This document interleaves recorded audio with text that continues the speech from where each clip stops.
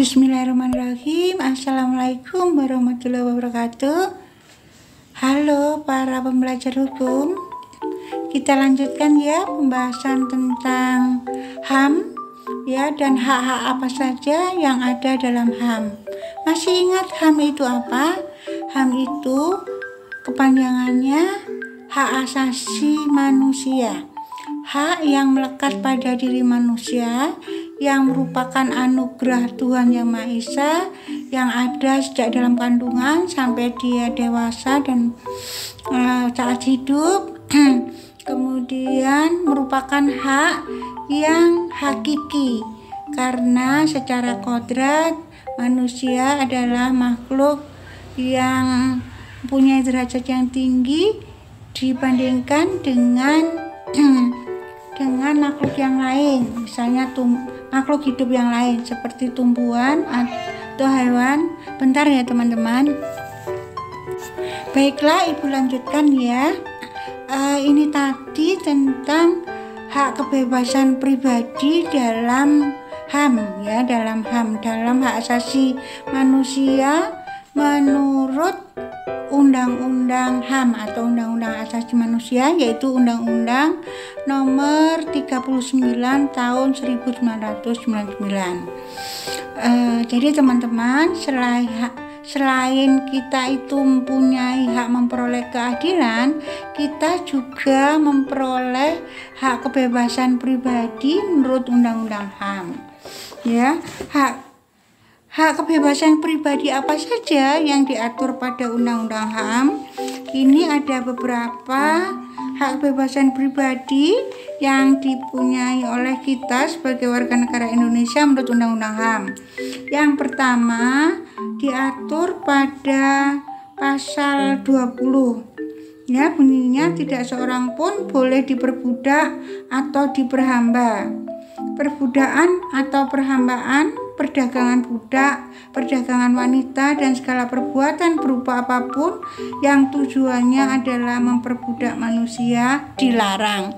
Jadi kita sebagai manusia itu kita tidak boleh ya diperbudak oleh orang lain tanpa memperhatikan hak kita. Misalnya kalau kita jadi pembantu rumah tangga, kita hanya disuruh kerja saja tanpa diberi hak istirahat, kemudian hak makan, kemudian tunjangan dan lain sebagainya. Itu tidak boleh ya. Termasuk kalau contoh yang paling ekstrim yaitu adanya perdagangan manusia, perdagangan orang, atau istilah lainnya trafficking. Jadi misalnya saudara di suatu desa, anak-anak lulusan SD, SMP yang tidak melanjutkan ke sekolah lain ya, ketika remaja ada orang dari kota ya mengajak mereka untuk menjadi karyawan di luar negeri dengan iming-iming gaji yang besar ya.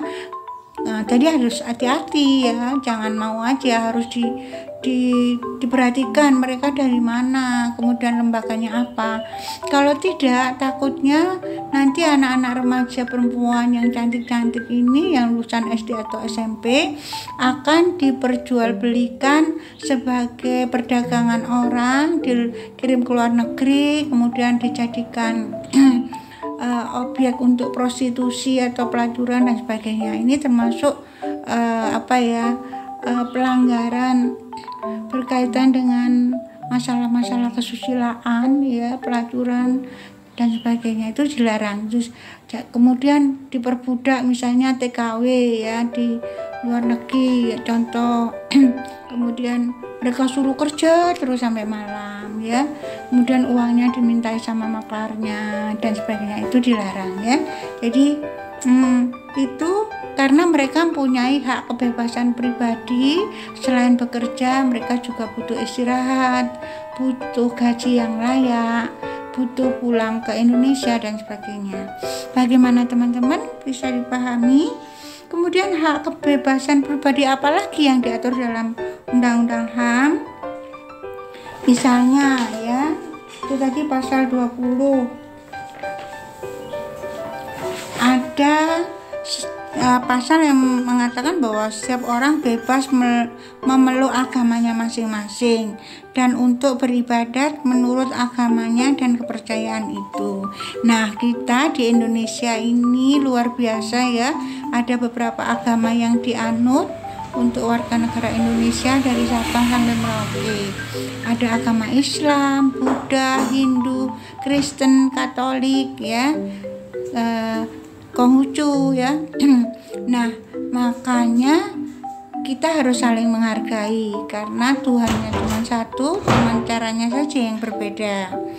Ya, kemudian itu ada juga setiap orang bebas untuk memilih dan mempunyai keyakinan politiknya. Nah, ini seru ya, pada saat pemilu setiap orang itu bebas untuk memilih dan punya keyakinan politiknya.